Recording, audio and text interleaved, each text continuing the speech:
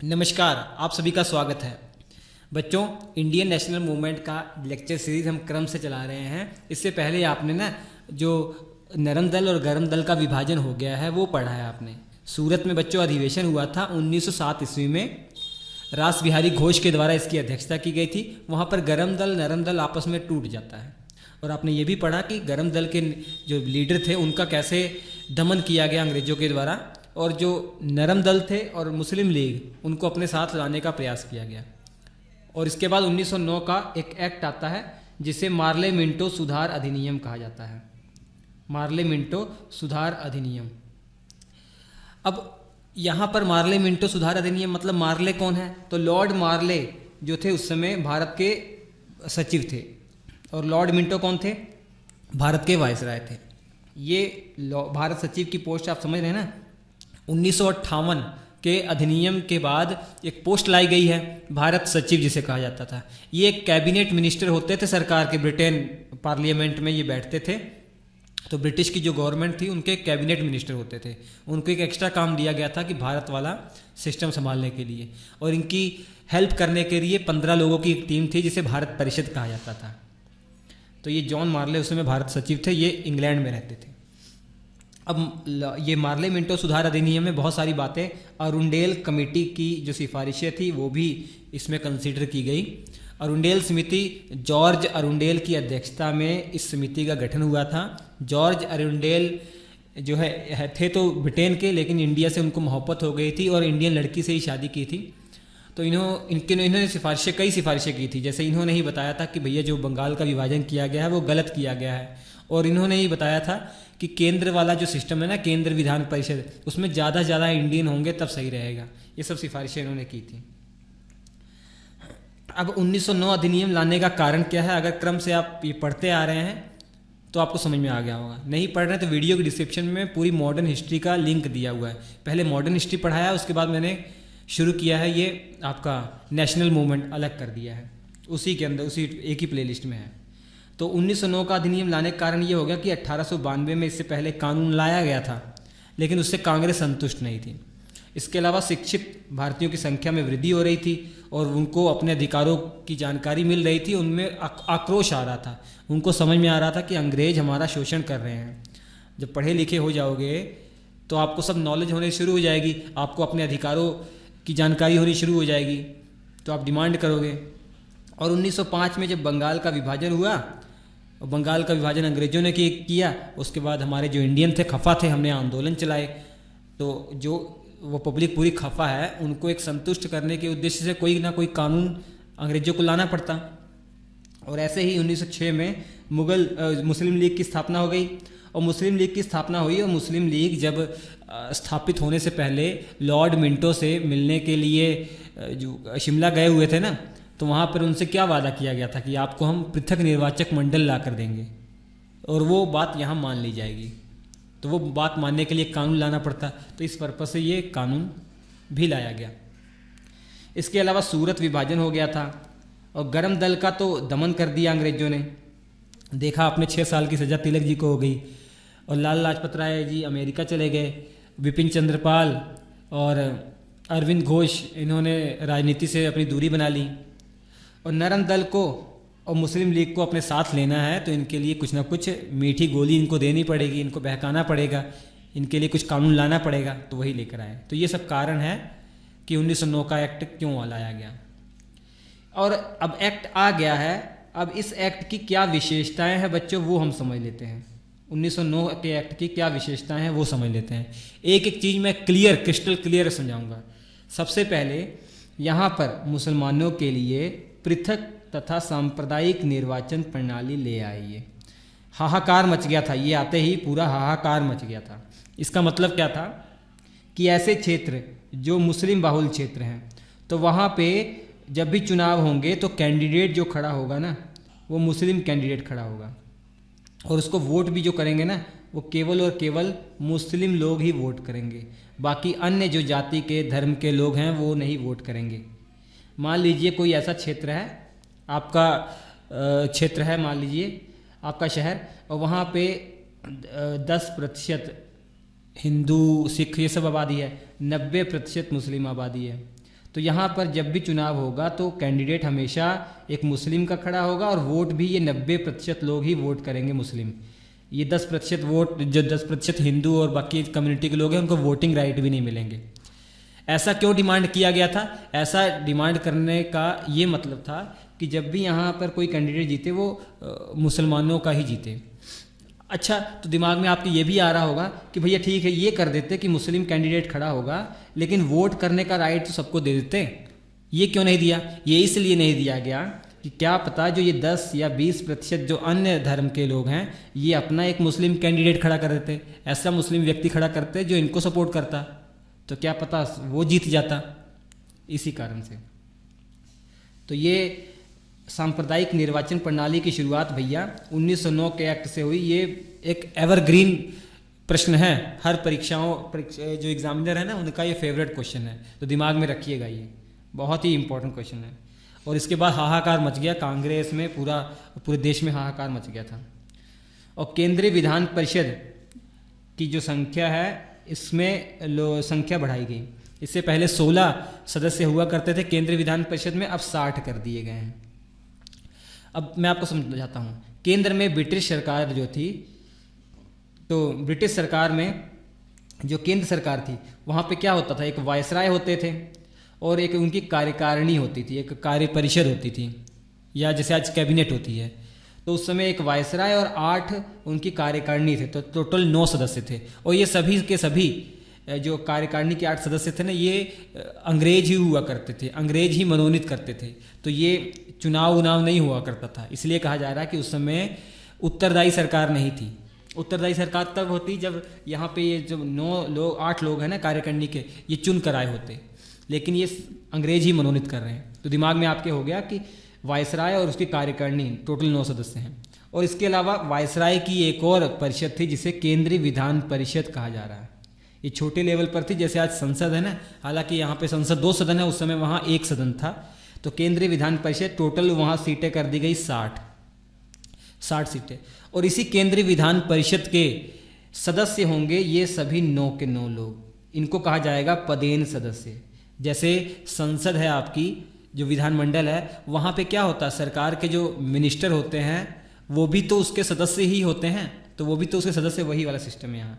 तो टोटल कितने मेंबर हो गए? 69 मेंबर हो गए। इसमें से 32 जो होंगे वो प्राइवेट लोग होंगे, गैर सरकारी, और 37 लोग होंगे वो सरकारी, मतलब ये कोई सरकार के अधीन काम करने वाले सरकारी नौकर हैं, ये सरकारी अधिकारी हैं कोई, ठीक है, कोई सेना का अधिकारी है, कोई ICS अधिकारी है, ऐसे लोग होंगे। इसमें से 37 जो सरकारी होंगे, 9 तो मैंने बता दिया आपको, यही लोग हो गए वायसराय और इसकी कार्यकारिणी 9 लोग हो गए। और इसके अलावा 28 लोग और वायसराय के द्वारा मनोनीत किए जाएंगे, जो कहाँ बैठेंगे, इस विधान परिषद के जो 60 सदस्य हैं उनमें से ही होंगे 28। और तो 28, 60 में से 28 काट दो, 32 बचे, तो 32 लोग क्या हैं, ये देखिए गैर सरकारी हैं। अब गैर सरकारी में केवल 27 लोगों का निर्वाचन होगा और 5 मनोनीत किए जाएंगे, ये भी अंग्रेजी होंगे, ये अंग्रेजों के द्वारा मनोनीत किए जाएंगे, मतलब वायसराय के द्वारा मनोनीत किए जाएंगे। ये इंडियन हो सकते हैं ये 5, लेकिन ये 5 इंडियन वही होंगे जो अंग्रेजों के चाटुकार होंगे, जो अंग्रेजों के अधीन होंगे, उनकी बात मानेंगे, ठीक है, क्योंकि ये वायसराय के द्वारा नॉमिनेट की जा रहे हैं। तो कुल मिलाजुला कहने का भाव ये है कि 69 में टोटल 27 का ही निर्वाचन होगा, और इसमें 5 तो मुसलमानों के लिए आरक्षित हो जाएंगी। क्यों? क्योंकि यहाँ पर मुसलमानों के लिए अलग निर्वाचक मंडल सिस्टम लाया गया है ना, तो 5 मुस्लिम ही चुन कर आएंगे, और 6 यहाँ पर जमींदार होंगे, 6 जमींदार होंगे, और 2 व्यापारी होंगे, और 2 जो होंगे चैम्बर ऑफ कॉमर्स, कलकत्ता और बॉम्बे जो चैम्बर ऑफ कॉमर्स है, जो बिजनेसमैन का एक एसोसिएशन होगा, वहाँ से 2 सदस्य चुन के आएंगे। और 12 सदस्य जो प्रांत हैं, नॉर्थ वेस्ट फ्रंट प्रोविंस और बॉम्बे, बंगाल, मद्रास प्रेसिडेंसी से 12 सदस्य चुनकर आएंगे। ये फिर से समझ लीजिए, टोटल विधान परिषद में 60 हैं, और केंद्रीय सरकार जो वायसराय कार्यकारिणी है, ये टोटल 9 लोग हैं, और ये 9 के 9 इनके पदेन सदस्य होते हैं। अब 9 को 9 छोड़ दीजिए तो सरकारी होंगे, आपको पता ही है। इन 60 में से कीजिए, 60 में से 32 गैर सरकारी होंगे और 28, यहाँ पर 28 ये वायसराय के द्वारा नॉमिनेट किए जाएंगे, सरकारी लोग होंगे। तो 32 में से 5 तो जो गैर सरकारी होंगे वो वायसराय नॉमिनेट करेंगे और 27 का चुनाव होगा। और चुनाव 27 सीटें कैसे बटी हुई ये मैंने बता दिया आपको, होप क्लियर हो गया होगा। अब जो ये कार्यकारिणी है 9 लोग हैं ना टोटल वायसराय और 8, इसमें पहले क्या होता था, सभी के सभी अंग्रेज होते थे, वायसराय सब अंग्रेजों को नॉमिनेट करते थे। लेकिन इस एक्ट में और पहली बार एक इंडियन को नॉमिनेट किया गया, और वो इंडियन कौन है, वो इंडियन थे सत्येंद्र प्रसाद सिन्हा। ये तस्वीर है इनकी, सत्येंद्र प्रसाद सिन्हा। ये वायसराय की कार्यकारिणी परिषद में शामिल होने वाले पहले इंडियन हैं, तो बहुत महत्वपूर्ण है। और इन्हें विधि सदस्य के रूप में जोड़ा गया, विधि सदस्य के रूप में जोड़ा गया, मतलब कानून बनाने वाले जो सदस्य हैं वो जोड़ा गया उनको। और अब आपको पता है कि भारत सचिव जो होते थे वो इंग्लैंड में रहते थे। जैसे आपका ये लॉर्ड मार्ले हैं, ये भारत सचिव हैं, उनकी सहायता के लिए 15 लोगों की टीम होती थी ना, तो उन 15 में सभी पहले अंग्रेज होते थे, लेकिन यहाँ पहली बार उनमें से 2 को इंडियन बनाया गया। उन 15 में से 2 इंडियन चुने गए, तो केसी गुप्ता और सैयद हुसैन बिलग्रामी। और ये सभी कहाँ रहेंगे, इंग्लैंड में ही रहेंगे। जो भारत सचिव और भारत सचिव की जो परिषद, भारत परिषद है ना, ये इंग्लैंड में होते थे। तो 2 सदस्य पहली बार इंडियन चुने गए, केसी गुप्ता और सैयद हुसैन बिलग्रामी। और जैसे केंद्र में विधान परिषद की संख्या बढ़ाई गई, वैसे राज्यों में भी विधान परिषद की सदस्यों की संख्या जो है वो बढ़ाई गई। और विधान परिषद की सदस्यों की शक्तियों में वृद्धि की गई। जैसे केंद्रीय विधान परिषद के जो 60 सदस्य हैं, इनकी शक्तियों में वृद्धि की गई। इससे पहले शक्तियाँ कम थी, लेकिन यहाँ शक्तियों में वृद्धि की गई। तो शक्तियों में वृद्धि कैसे समझ पाएंगे, एक बजट से संबंधित बिल आ रहा है और एक जनसाधारण से संबंधित जो प्रस्ताव रखा जा रहा है विधान परिषद में, तो उन दोनों में अलग अलग शक्तियां हैं। जैसे अगर बजट पर बात चल रही है तो बजट पर बहस का अधिकार उन लोगों को दिया गया है, विधान परिषद के सदस्यों को दिया गया है, लेकिन वोट नहीं कर पाएंगे। बजट के मामले पर अभी भी वो वोट राइट उनको नहीं दिया गया है।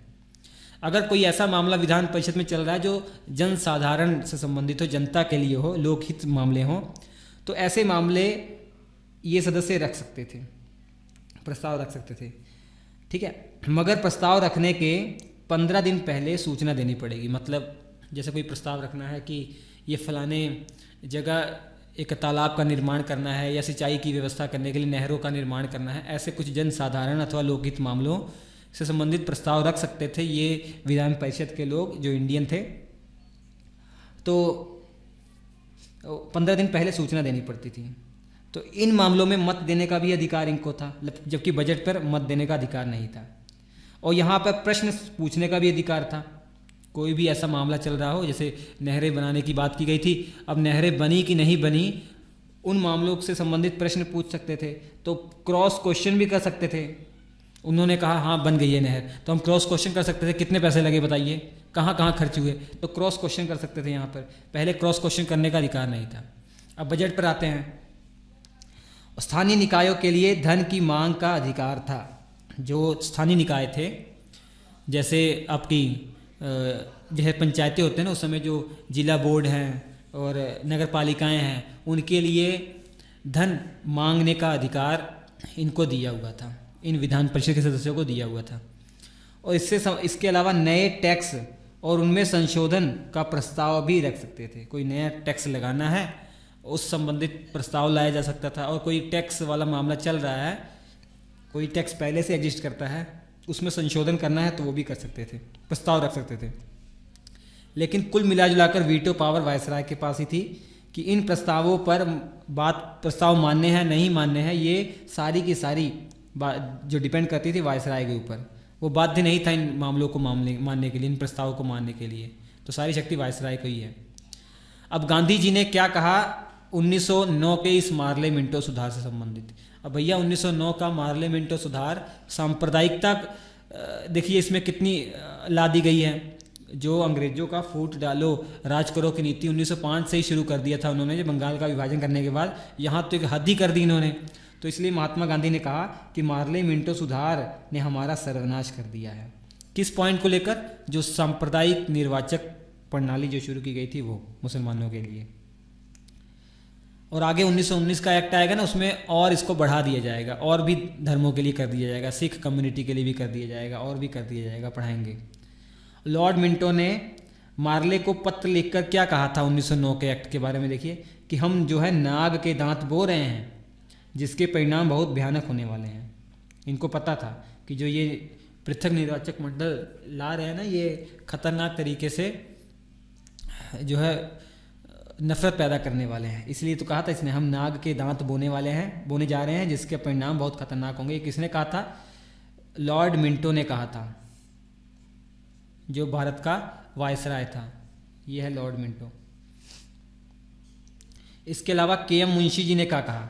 के.एम. मुंशी जी ने कहा कि इस 1909 के एक्ट ने बढ़ते हुए प्रजातंत्र को ही मार डाला भैया, ये कहा इन्होंने। ठीक, चलिए भैया, इतना 1909 का एक्ट हो गया। इसके बाद जो महत्वपूर्ण इवेंट होगा, हम दिल्ली दरबार पढ़ेंगे। दिल्ली दरबार में ब्रिटेन के राजा रानी का स्वागत किया जाएगा, बहुत भव्य स्वागत किया जाएगा। दिल्ली को पूरी दुल्हन की तरह सजा दिया जाएगा। वहाँ से दो महत्वपूर्ण घोषणाएं होंगी। एक तो जो बंगाल का विभाजन किया गया था वो रद्द कर दिया जाएगा, और दूसरा जो राजधानी है कलकत्ता से ट्रांसफ़र करके दिल्ली कर दी जाएगी। तो अगले वीडियो में हम पढ़ते हैं। वीडियो ज़रूर अच्छा लगा होगा, लाइक कर लीजिए। वीडियो के डिस्क्रिप्शन में पूरी मॉडर्न हिस्ट्री का लिंक है भैया, वो पढ़ लीजिए। कोई भी एग्ज़ाम देने जाएंगे ना, बहुत अच्छा स्कोर कर पाएंगे। ये class notes Shri education application पर अवेलेबल है, मॉडर्न हिस्ट्री नाम से, ले लीजिएगा, बहुत मस्त मज़ा आ जाएगा। नमस्कार।